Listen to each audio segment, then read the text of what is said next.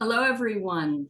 Um, I hope you can hear me. I am Professor Nancy Sinkoff. I'm the academic director of the Alan and Joan Bildner Center for the Study of Jewish Life and professor of Jewish Studies and History here at Rutgers University. And as always, I am delighted to welcome, in this case, our virtual audience to today's conversation with my colleague and friend, Professor Jeffrey Shandler. I want to give you some ground rules because every webinar is slightly different. And then we will begin, then I will introduce Professor Shandler, and then he and I will begin to have a conversation about his newest book. Today's conversation, by the way, is sponsored by the Sagner Family Foundation. And that is, I want to underscore the fact that our programming here at the Bildner Center cannot be done without your support. We are primarily self-funded, and the Sagner Family Foundation allows us to have this endowed lecture every year. These are the ground rules. In this format, you are all muted. If you have a question, and please have questions, type them into the chat, and this chat will be moderated, and I will pose those questions at the end, leaving about 15 minutes at the end of our conversation so that Professor Shandler can address questions that he and I have not thought about that may be of interest to you, and we both look forward to that. Closed captions are available on your screen, so that helps with particularly foreign language terms or other things. So note this, it's in CC or on the 3 dots, and that will enable captions on your screen. This presentation is being recorded, and it will be available on the Bildner Center website later next week, which means you can re-listen to it and or share it with other people, and I hope you will. So now I get to introduce Professor Jeffrey Shandler, with whom I go back a very long way, I'm happy to say. And I have learned from him for years and years, and it is my pleasure to have him discuss his newest book with us. His official title, which doesn't even encompass everything he has done, is Distinguished Professor of Jewish Studies here at Rutgers. He is a scholar of modern and contemporary Jewish life, and his work has focused on Yiddish language, literature, and culture, Holocaust memory practices, the role of modern media in American Jewish life, and Jewish visual and material culture. He is the author, editor, or translator of 17 books, and he researched this most recent book, Homes of the Past, A Lost Jewish Museum, which was published by Indiana University Press this year as the National Endowment for the Humanities Scholar in Residence at the Center for Jewish History in 2021 and 2022, which was still just after COVID times, or still sort of the end of the COVID times, and we'll discuss that a little bit. I just want to say one other thing that isn't in his official bio, but it has to do with what I do know about Professor Shandler, is that Professor Shandler has always asked questions that at the time seem, quote, a little bit out of the box. People don't really know what to make of them exactly, but they then become part of the standard discourse in scholarship that has to do with his extraordinary creativity. I think about the word post-vernacularity, which was his coinage, about the symbolic meanings of Yiddish after it's no longer a spoken language. I think about his engagement with museology, that is the presentation of Jews in museums by Jews and for Jews, and his engagement with material culture, which has just taken off in the last 10 years, and he was doing it way before anyone else, and also his engagement with children's literature and the life of children. One of my most beloved books of his are Yiddish translations of, English translations of Yiddish children's literature. So it is great to be here in conversation with him. So please welcome Professor Jeffrey Shandler.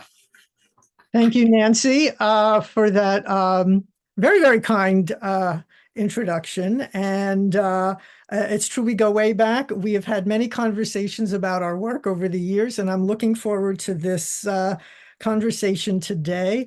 I would also like to thank everyone who's joining us from near and far in Zoom land. And I also want to offer my great thanks to the Bildner Center's staff, to Karen and Robin and Sarah, without whom this event would not be happening. So thank you all. Yes, I echo our thanks to the incredible staff. So let's start with, in fact, the most straightforward question, but we'll unpack, it will allow you to unpack so many things. How did you come to write this book about a museum that wasn't a lost museum, one that never existed? What was the origin story of this project? Well, this was not the book I thought I was going to write. And I had been working on contemporary Jewish museums for a number of years. And in 2019, I was looking forward to a sabbatical the following year. And I had a long list of museums I was going to visit in Germany and Austria and France and Israel and Russia. And the list went on and on and on.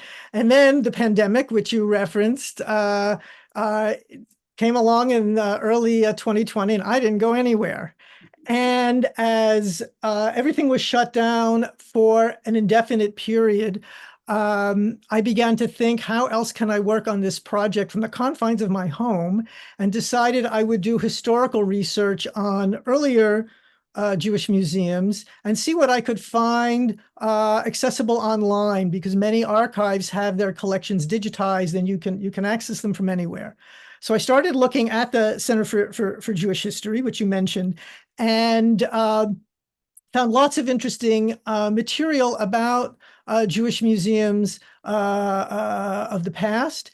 And I found in particular, I was drawn to stories of museums that were lost, either museums that once existed, but then were shut down and their collections confiscated sometimes, or destroyed, or repurposed. In most cases, these were museums in cities that had come under Nazi German control in the 30s and 40s. There were also museums that were planned, but for one reason or another never happened. And I think I was drawn to that because one of the discussions going on at the time in the museum world was what was going to be the impact of museums like theaters, like libraries, like schools, like everything else in public culture being shut down. If this went on long enough, there was a fear that some museums would not be able to reopen. And I began to think about, what does it mean to lose a museum? Even a museum you've never visited, that's a loss in the cultural landscape. And I think that's why I was drawn to looking at these different lost museums in general. And in particular, the one that became most interesting to me was this Museum of the Homes of the Past. Yeah, it's very evocative. I think I just want to sort of tell everyone that it's in some ways counterintuitive, but incredibly illuminating to look at projects that quote fail. I mean, they failed, they didn't happen. But if you judge them from their not being, then you miss what people were thinking about, why it was important. And there are many, many projects like that. It's just, all the rejection letters that we get for books that we want to write and all those other things. It doesn't mean they weren't great projects. They just didn't come to fruition for a whole host of reasons. In your case, and in this case of this project, the destruction of the Jews of Europe and of Eastern Europe in particular is what underscores part of why this museum didn't happen. So that's part of this narrative.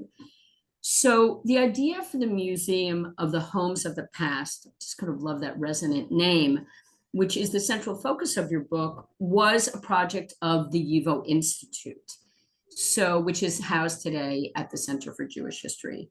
So can you tell our audience more about what YIVO is and what made the leaders or the culture tours, the cultural activists of the YIVO want to do this museum in this moment?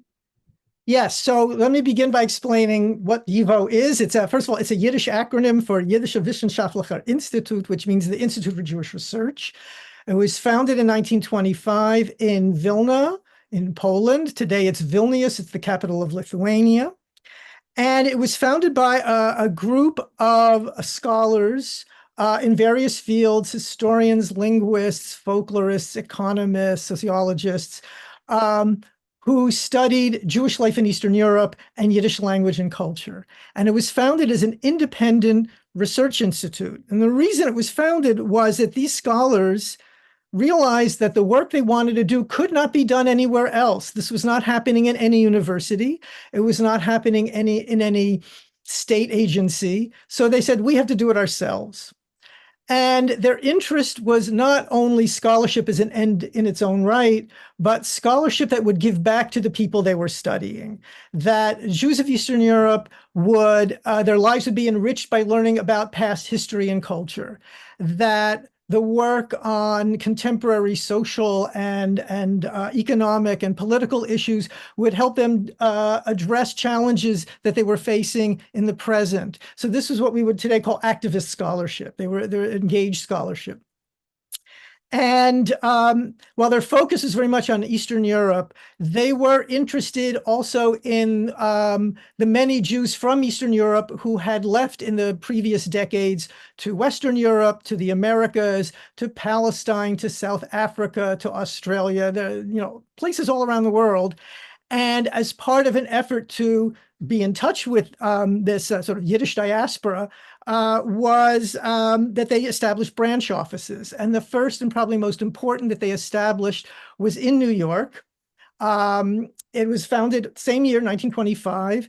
And it was a small operation, but they did have an annual conference. They made some publications, and they raised money to help support the work going on in Poland. So that was the lay of the land from 1925 until September 1st, 1939, when Germany invades Poland. World War II starts. And very shortly thereafter, within a month or two, it's announced that YIVO's headquarters will be temporarily based in New York, but with the assumption that when the war is over, they'll go back and resume work in Europe. And what happens is that by 1943, the scholars based at YIVO in New York, who were either folks who had emigrated in the late 1930s or a couple of folks who came as war refugees right after the war started, they came to the terrible realization that there was no going back, that life in Europe, Jewish life in Europe had been so extensively destroyed. Jewish lives, Jewish institutions, Jewish property was so devastated, there would be no returning to Europe, that their future was going to be in the United States, which was going to be the new center of cultural activity that they wanted to study and of their own work. This is, of course, a terrible thing to confront, because these were people who not only lived in Eastern Europe, but they believed in Eastern Europe. They believed in creating a future for Jewish life in Eastern Europe. And that was just not going to be possible anymore. Whatever would be left after the war would just be a fragment and very different from what they had known. And so in rethinking what they might do, as an institute, what should be their mission? How should they address an audience that they actually were just beginning to get to know, American Jews, who they were realizing are very different from Jews in Eastern Europe? And one of the ideas they come up with in 1943 is to make a museum that they call in English Museum of the Homes of the Past, in Yiddish, the Museum von die Alte Heimen. And they announced this project in 1944, beginning of January of 1944. It's in the Yiddish press. They announce it at their conference. They print up a brochure explaining how they want people to help them create this museum, because among other things, they don't really have objects to put in this museum. And so they appeal to the immigrant Jewish public in the United States to give them materials they can put on display. And they actually collect material for about 2.5, 3 years. And then at some point, this project just evaporates from view, and it isn't clear exactly when, but by the end of the 1940s, the project has been shelved, and it never happens. So, but both the project itself, the museum itself, the idea that they would make, of all things, a museum, and what they accomplished, and then why they let it go. I was just intrigued by this. So that's why I wrote the book. So very related, really, continuing on this, in this theme, the YIVO today is the extraordinary institution and repository of millions of documents, material, I mean, the go-to address for not only East European Jewish history, but sort of focus on East European Jewish history. But it's here now in New York City. I mean, it was initially, as you know, first on Morningside Heights, then it moved to 86th Street, and now it's part of the Center for Jewish History. And the Amuptal, the American branch of the YIVO, as you noted, founded in 1925, was supposed to be initially kind of secondary, if you will, and then the horrible events of the 40s made the American institution the center. But how do you think the YIVO, the activists, how do you think they did and did not understand what they were doing in terms of educating American Jews? What do you think their challenges were? How did the research into their museum illuminate that? What do you think that says about this great rupture between East European Jewish life and American Jewish life that's East European informed? So as they're thinking about this museum and other ways to create an institution that is in a different place and has a different constituency, these scholars are looking at American Jews who are largely unfamiliar to them, but they are coming to certain realizations that they see as causes for concern. And they look especially at Jews who are the children or grandchildren of immigrants from Eastern Europe. And they feel that in general, American Jews think of themselves as second-class citizens in the United States. They are, after all, dealing with some very forthright anti-Semitic rhetoric in the public sphere. They are dealing with discriminatory policies in universities, in professions, in neighborhoods you can't move into, and other ways that they are told they're not welcome. And they're concerned that American Jews have this very negative feeling about being Jews, and that part of the problem is not only this treatment, but also that the resources they have as Jews are limited, and especially that these Jews, the great majority of whom are either immigrants from Eastern Europe or the descendants of these immigrants, they know, the descendants know little, if anything, about Eastern Europe. What they do know often is wrong, and it's often negative in character. And so these scholars said they need to know not only more accurate, but also more positive understandings of the cultural richness of Eastern Europe, which has now become the past. As they said, a past that just began yesterday. This was alive. This was the center, as far as they were concerned, of Jewish life. It's gone now, but it is something that American Jews need to know about so that they will have a better understanding of themselves as Jews and a more positive understanding of themselves as Jews. And one of the things that one of the scholars writes is he says, look, American Jews need to know they're not worse than other people. They're not better than other people, but they are different. And that difference is defining in a very valuable way. And today we talk about embracing difference. This is, very common, widely accepted idea. Not in the 1940s. This was actually a rather radical idea to put forward and to say to American Jews, if you want to have a better future, a more positive future as a Jew in America, you need to know about your Jewish past. And that was the thinking behind creating the museum and other works that they undertook during and then after the war.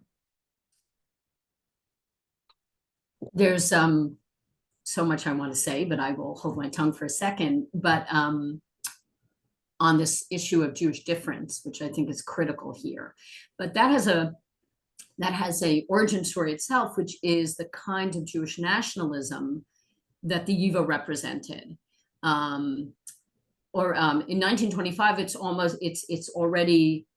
it's the repository of a movement called diaspora nationalism that already has begun. So can you speak to that, to this ideological movement that informed scholarship, East European Jewish scholarship, the YIVO activists, and how that, as you already noted, what that had to do with this issue of Jewish difference in the context both of Eastern Europe, and then how that translates or doesn't to the American context. Yes, it's a key issue. So in Eastern Europe, and this is, before YIVO, well before YIVO was founded, nationalism becomes the defining rubric for the various ethnic minorities in Eastern Europe, which before World War I, they're all in these large empires, and they all want autonomy. They all want to be a nation. They all want a sovereignty. They want their own turf. They want their own independence out from under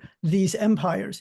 And this thinking about nationalism, of course, influences Jews who have multiple ideas about nationalism, including Zionism, including territorialism, and what you mentioned, diaspora nationalism, the idea that these other groups in Eastern Europe, they're sort of in one sort of more or less cohesive part of the region of either the Austro-Hungarian Empire or the Russian Empire, the Ottoman Empire, but Jews are all over the place. They don't have that kind of cohesive territory where they constitute a majority of the population, but they can sustain the sense of a nationality in diaspora through cultural practices and political practices, and very much centered on language. And for the folks at YIVO, it's about Yiddish, which is the most widely spoken language of Jews in Eastern Europe at this time. So that is the idea that informs YIVO's approach to their mission as scholars once this institute is founded in the 1920s. When they come to the United States, this idea of, national autonomy just doesn't fit in the American landscape. And there's a sociologist named Bezalel Sherman who said, in Eastern Europe, they all wanted out. They all wanted out from the empire. They wanted to be on their own. He says, no, in America, they all want in. They all want to be part of America and are willing to give up various aspects of autonomy, including Old World languages, so that you can fit in. And that was the model that YIVO was coming up against.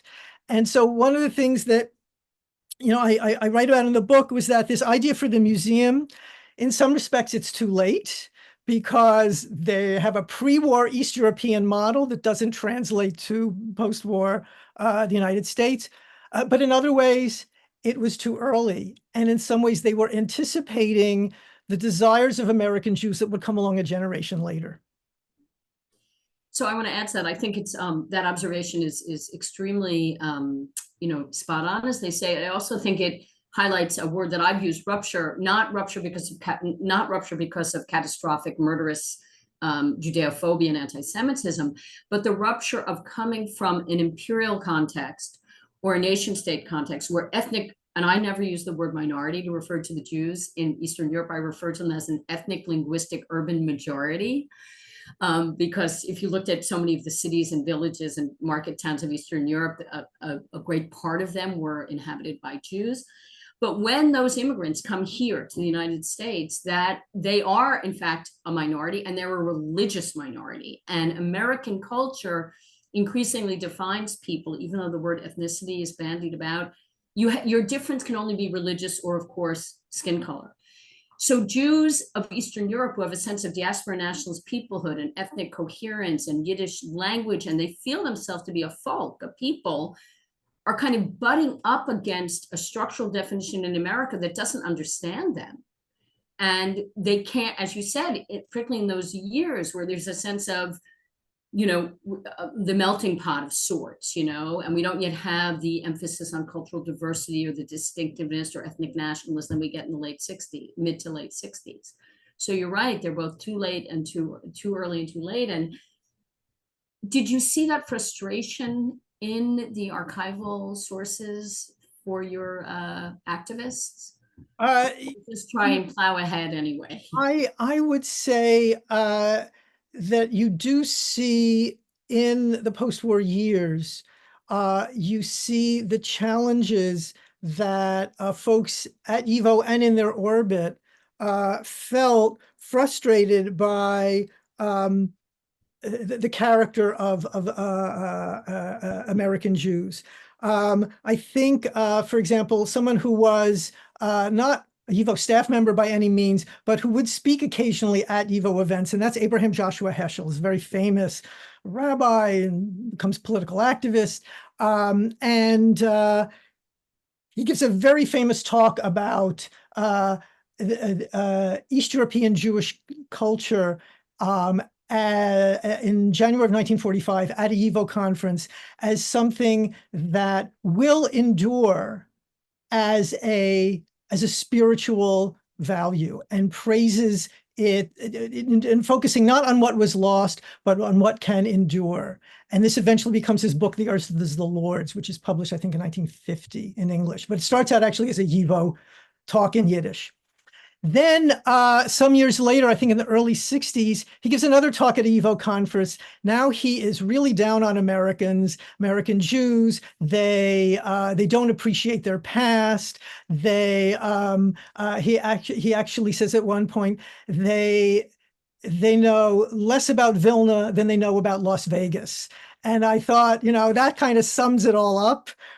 This frustration with, what had become of Jewish literacy in post-war America. And I think he was not alone in that. The shift of language of operation at YIVO from Yiddish to English was one that some people were not happy about, but was inevitable because that was how you're going to talk to American Jews. So that frustration was definitely there. But what is interesting is that it's not just a downward slope. There is, as I mentioned, you see starting, in the 1970s as basically generations that are growing up after the war, for whom Eastern Europe becomes a subject of curiosity and of fascination and of discovery. So they don't think of it as something that their direct experience of it isn't something of loss and of destruction, but here's something I didn't know anything about, and now I'm discovering it, and isn't it remarkable? And this begins to ignite activities that are happening with a rise of interest in studying Yiddish in university, and at YIVO starting to mount exhibitions and do other kinds of programs to engage new generations in East European Jewry and Yiddish culture as a discovery. And so that's the sense in which the museum was too early. That the ideas that it was formulating really are realized for a later generation, and of course in a different way. So just going back to the museum practices, or the practices of the YIVO to initiate this museum, even if it didn't happen. Can you tell us more about how they solicited, how they, Zamlin, how they collected, how also give our listeners a sense of how this was connected to YIVO's work in Eastern Europe? And then sort of the third part of this question is, what happened with all the stuff? Where is it? How can we look? So they start collecting material and they print up this little brochure and they say, we need things for this museum. And they want photographs. They want documents. They want objects. Could be ceremonial objects, could be just objects of daily life, could be articles of clothing, but anything that you immigrants have that is, from your former homes in Europe, please donate them to us. And we also want information about your your home communities, interesting things that you remember about institutions, about personalities, about customs, and so on. And they get a fair amount of material. They collect over 700 photographs. They collect lots of documents of various kinds. They don't collect a lot of objects, but there is this ongoing gathering of material. And this was very much based on what they had done back in Europe before the war. As you mentioned, is that YIVO turned repeatedly to their subject of study to provide them with information. It might be collecting folklore, it might be collecting material objects, it might be collecting answers to surveys, but they turning to the public for information and for things was an ongoing practice and was the basis of the exhibitions they had done in Poland. So, so in a way, they were drawing on a practice that they had employed in before the war, and yielded a considerable amount of material. So, what happened to it? I wanted to know that too. And what apparently happened with this material was that it was over time integrated into other collections in the YIVO archive. This is not unusual or surprising, because archives, as their collections continue to grow, they will rethink what's the best way to organize the material that we have. There are also changes in archival practices. So what might have worked in the 1940s, now in the 1970s, we don't do that anymore. We're going to do something different. And so these materials got integrated into other collections. So the photographs, for example, are integrated into very large collections organized by geography, by a country and then region, and then particular locales, cities and towns, irrespective of whether those were photos that they had acquired before the war in Europe, or were donated very recently, or were donated for this project. In a few cases, but very limited cases, material that was donated specifically for the Museum of the Homes of the Past still have a tag to them, that, metaphorical tag to them, indicating that that's how they got them. But for the most case, that's not so. And so what I know about what was collected were from inventories that were in the aggregate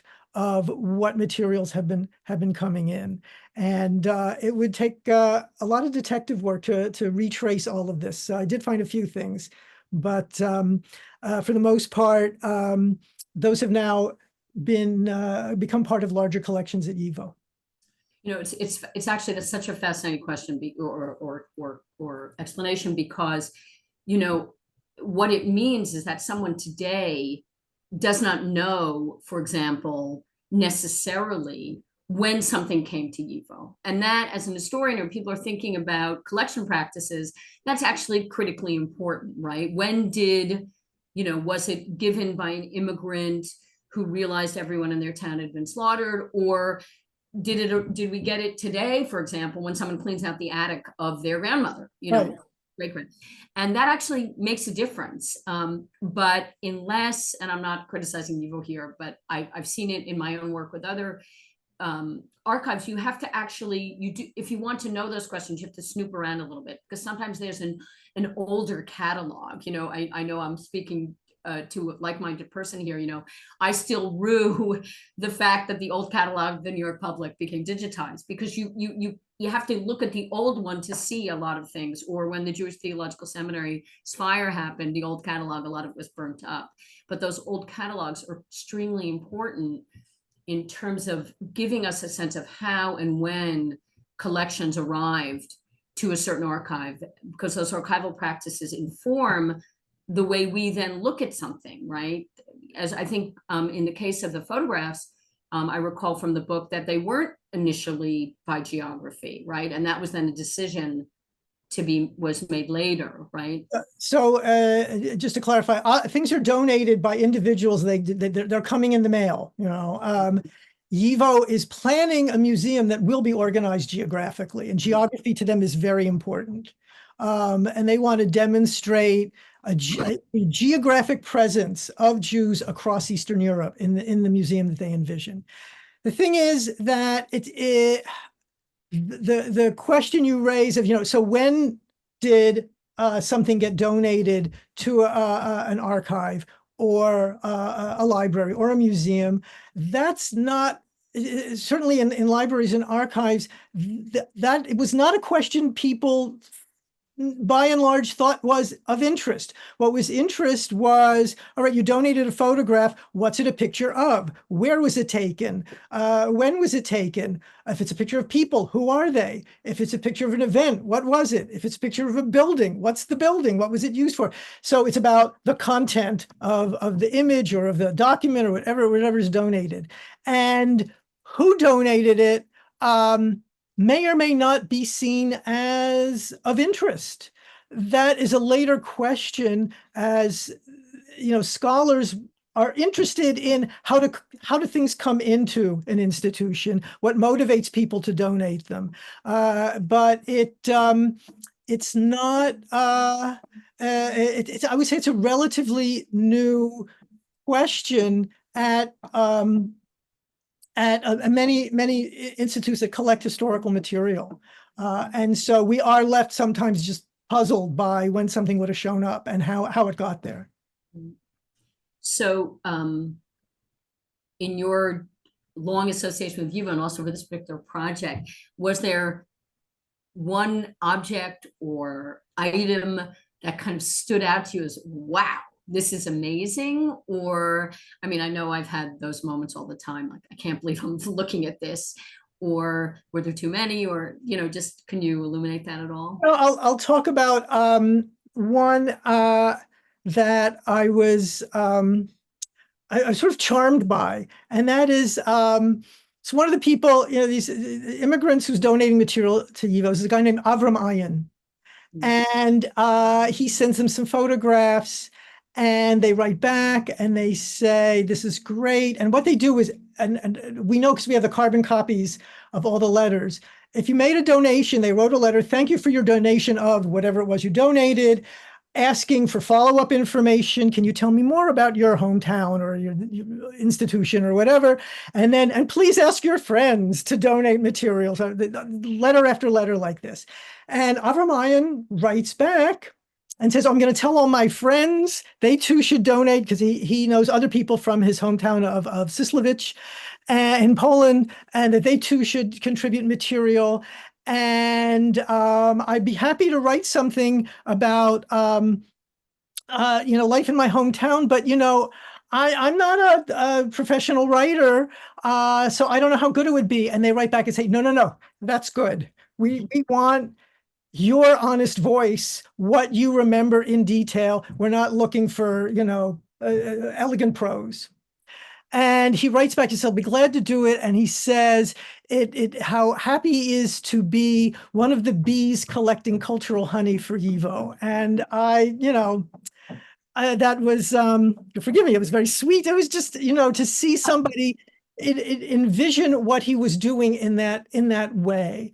And long story short, he writes 2 essays that eventually YIVO publishes in its journals.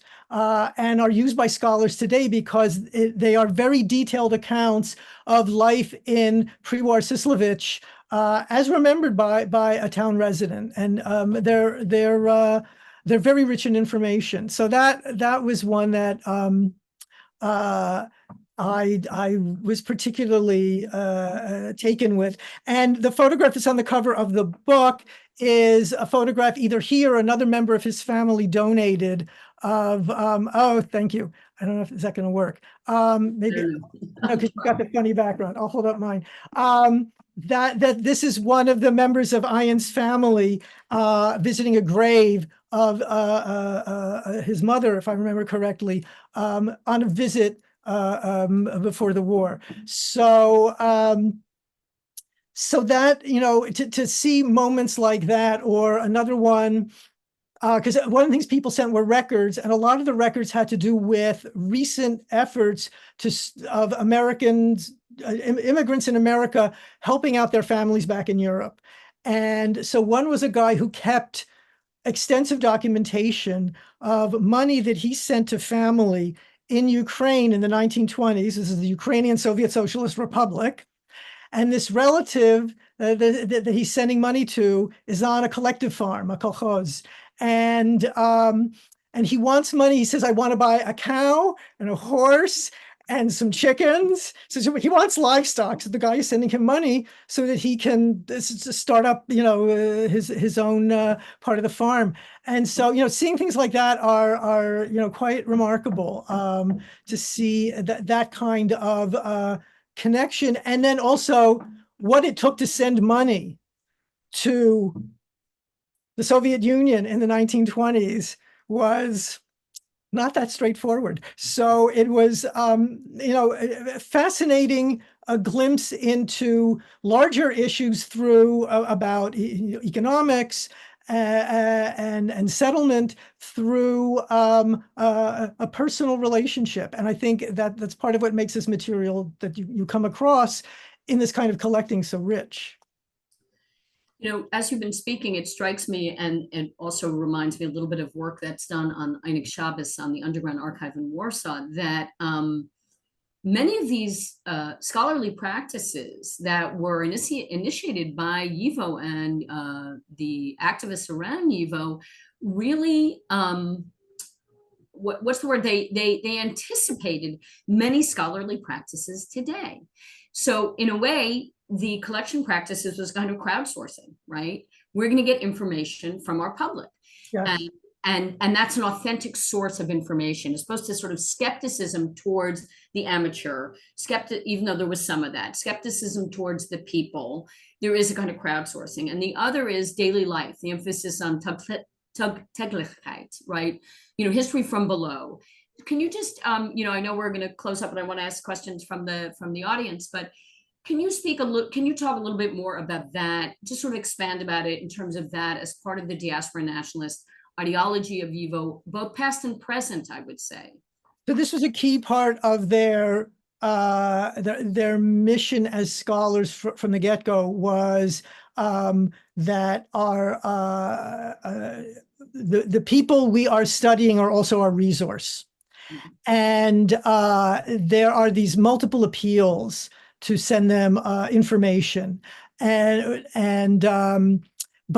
what's interesting is that one of the things that happened in New York when they're trying to collect for the museum is they find that they're not getting the level of cooperation they were hoping from, especially the various immigrant societies, the hometown benevolent associations called Landsmannschaften, or other organizations like the Workmen's Circle and things like that. They weren't as forthcoming as they were hoping. And they said, well, our problem is that Amcho, which was their word for the ordinary folks, the rank and file, they look askance at scholars, and they don't trust us. And the fact is that these scholars had a rather elitist attitude toward the people that they loved and they were working for. And when in one of their appeals, they're saying to people, you have a national obligation to donate these materials to us for this museum. And that is more important than a mere sentimental attachment. And when I read that, I thought, boy, are you clueless? It's like, that's not the way to get people to donate things to you. But they had this strong sense that mere sentiment paled in comparison to a mission that was scholarly driven and that was of, as they were concerned, national import. That there was that tension going on at the same time that there is this strong connection to working on behalf of, but also with the resources from the public. Yes, well, the tension also is that by asking their public, they were also hoping to engage their public in their project of diaspora nationalism and engage, sort of lifting up that public to be like them. And there's always that tension couldn't but exist. I mean, can you imagine you're holding on to something precious from the old country? Maybe a relative gave it to you and you live with it. Why would you give it to a museum? Yeah, that was, I was thinking if this is the only, this Hanukkah lamp is the only thing I have from my family in Europe, and I don't know if they're alive. I don't know if I would ever see them again. Why would I give it away? And it's remarkable that a few things did, like that did get donated, but for the most part, not. And I think for very compelling reasons that I think they were a little clueless about it first, at least. So we do have some questions from the chat, and I'm going to invite everyone also, if you don't hesitate, and please put other questions in the chat. We're going to start with our colleague Colleen Tambusho, who has a question about adolescent or young adult materials, voices.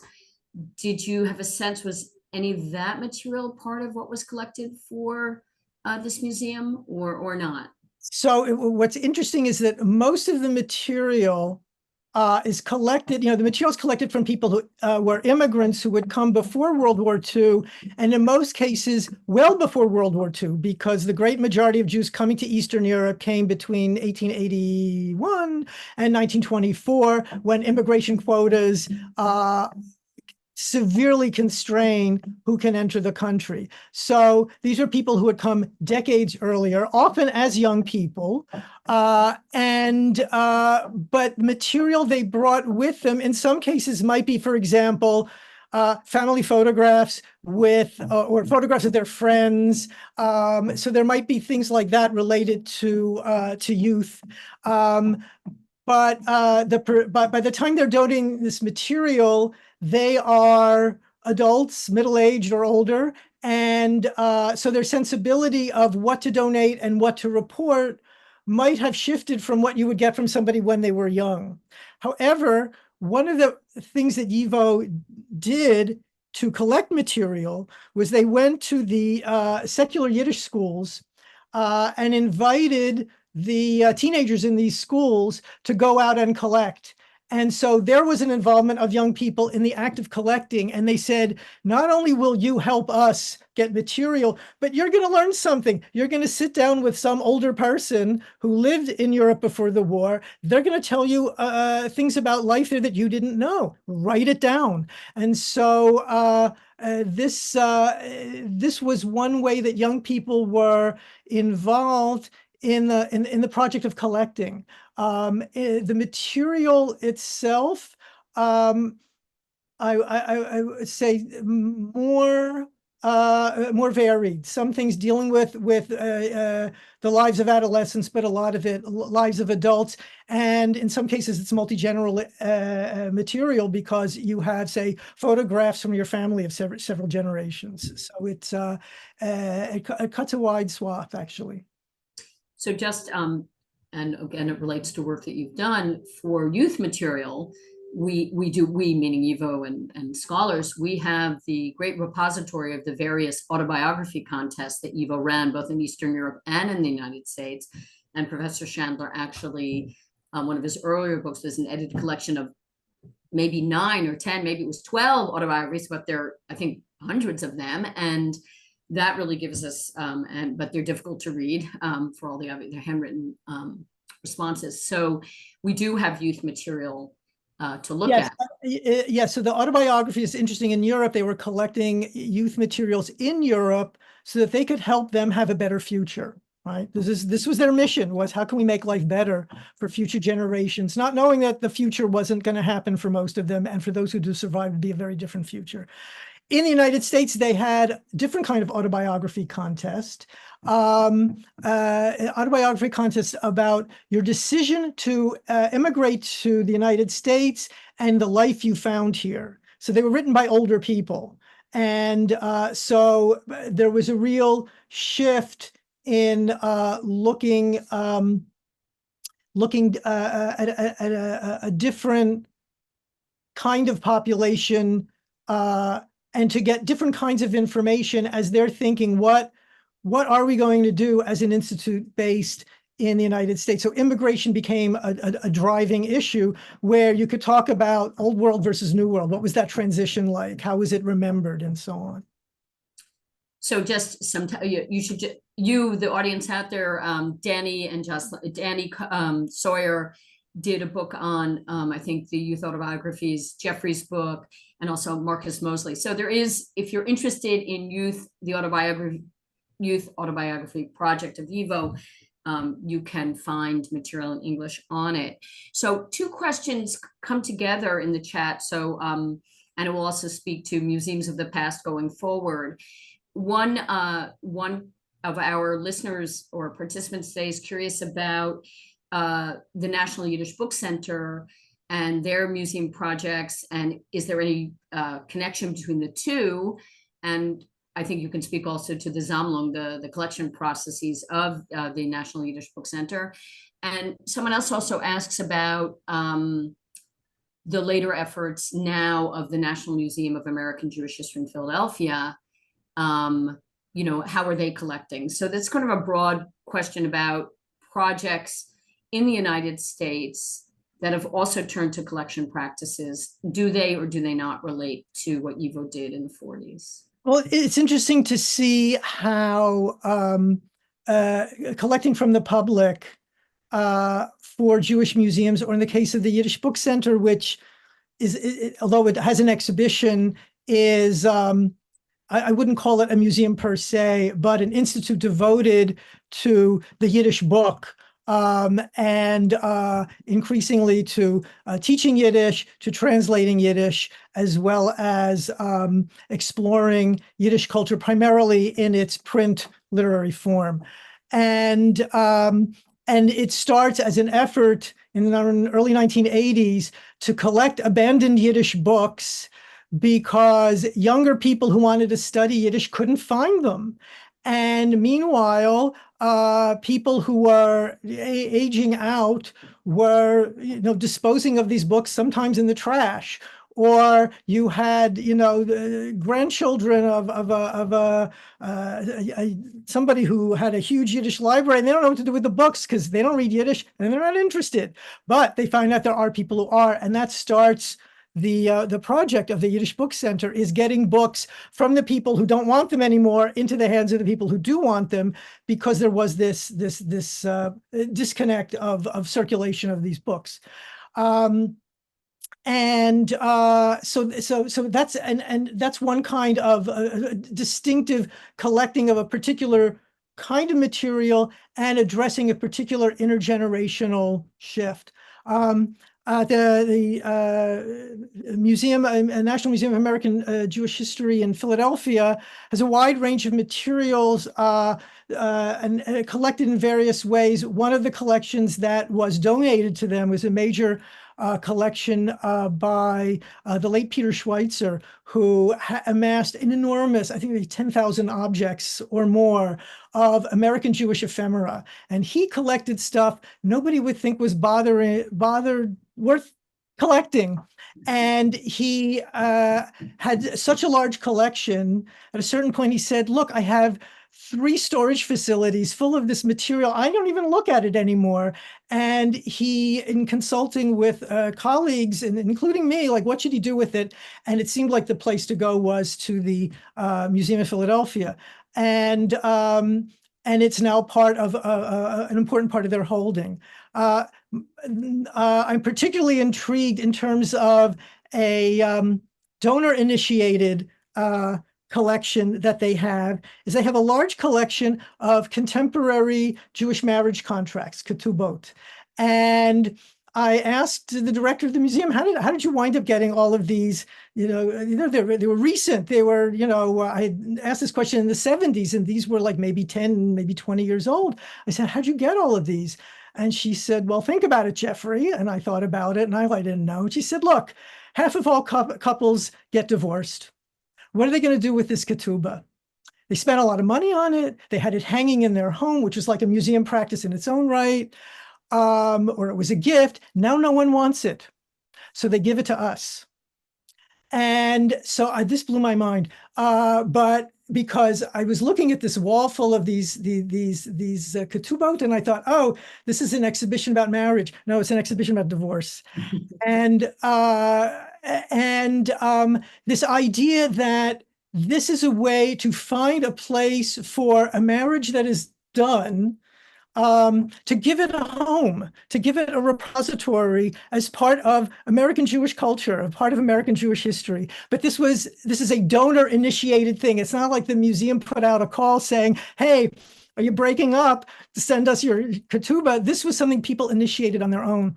I was absolutely fascinated by it. So museums acquire things in all kinds of really interesting ways, bottom line. So on the note of ephemera, so it's very interesting about what you said about Peter Schweitzer and the late Peter Schweitzer and the museum in Philadelphia. Another place that collected ephemera before anyone else thought about ephemera was the Harvard Judaica librarian, Charles Berlin, he'll collect like the scrap of paper that someone doodled at a Hadassah museum. You know, the yearbook from a summer camp that you find in your kid's, you know, garbage can. You can send it to him and they'll take it, which is great.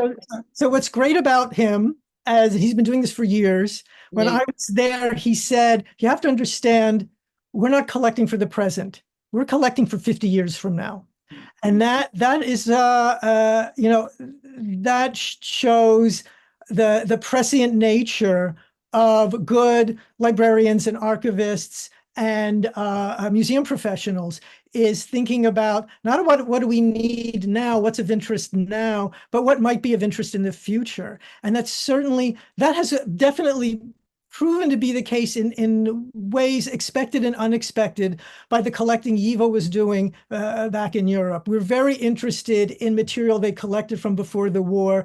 We have a very different kind of interest than would have been had back in Europe before the war. But these materials are extraordinary resources, and that much more valuable because so much was lost, that to have anything that tells us about aspects of pre-war Jewish life is a treasure.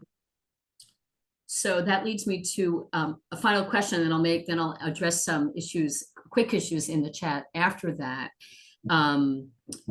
But loss, and we discussed this, loss is a key concept in this book. To me, very, very resonant. I felt it from the first sentence to the last.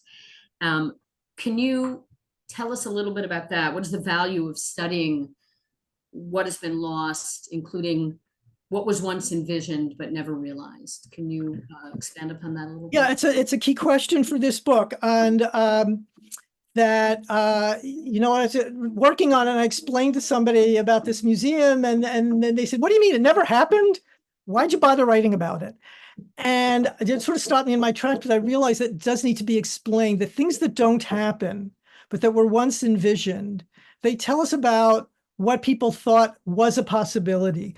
What doesn't happen often helps us understand what does happen in its stead, and to realize that what does happen is not inevitable, but there were other options, and that some things work out and some things don't. And to be able to see the things that don't happen, the ideas that they embody are of interest in their own right, and they then shed light on the things that are brought to fruition, to realize that that was just one possibility. So that to me is a key aspect of this. And it's also a key way of thinking about how do you address loss and not just sink into despair, which is the thing that strikes me the most about these scholars from Yiva that come to New York.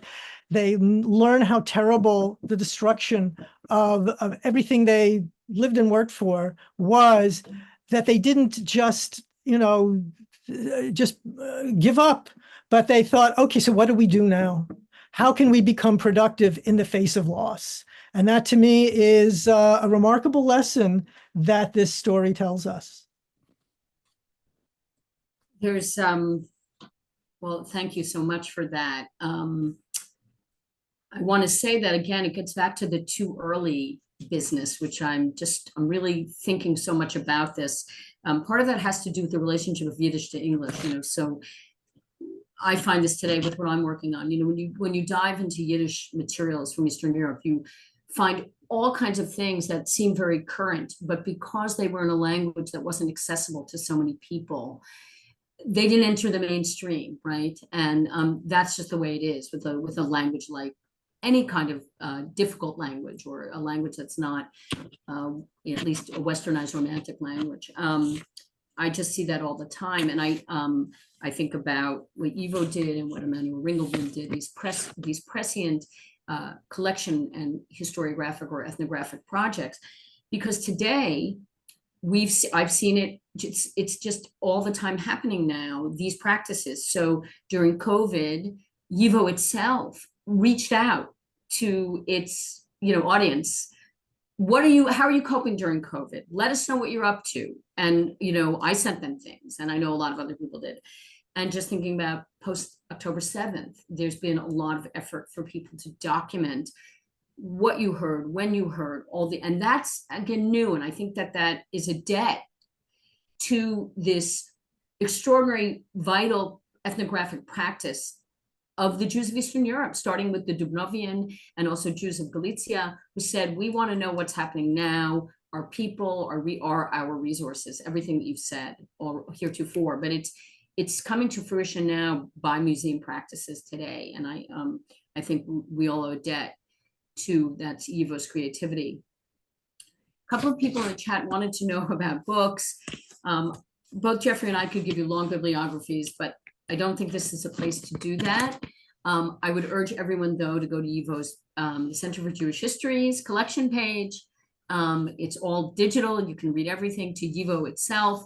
And I will say, because the late editor of this particular digital resource is very much on my mind, the late Gershon Hundert of McGill University was the overseeing editor for an enormous project called the YIVO Encyclopedia of the Jews of Eastern Europe. Professor Shandler contributed many essays to it. I contributed essays. Everyone in our field did. It's easily accessible through digital resource at YIVO. And the great thing about it has bibliography at the bottom, so that if you want to pursue things in the future, you can. The Yiddish Book Center digitizes a lot of things, but again, they're in Yiddish.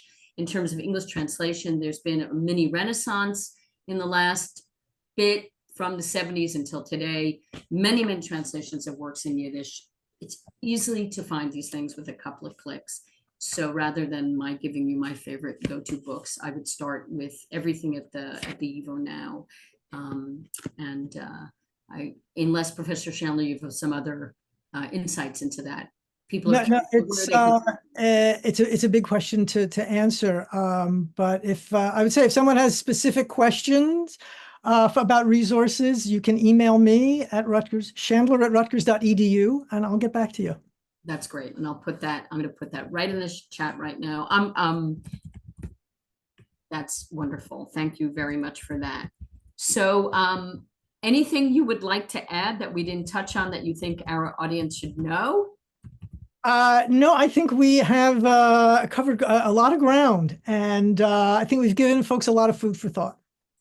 So I want to recommend to everyone to buy and read Homes of the Past, A Lost Jewish Museum by Jeffrey Shandler. It's like with all of his writing, I can assure you it's very accessible, and you will learn a lot from it, and you will be moved, I think, by the vitality of YIVO's activists in the 40s to remember, commemorate where they came from. So please read the book. I also want to urge you to continue being linked to the Bildner Center. We have many programs in person as well as virtual programs. So just to tell you, upcoming, and that's in person in New Brunswick, is a talk by our colleague, Jonathan Gribbets.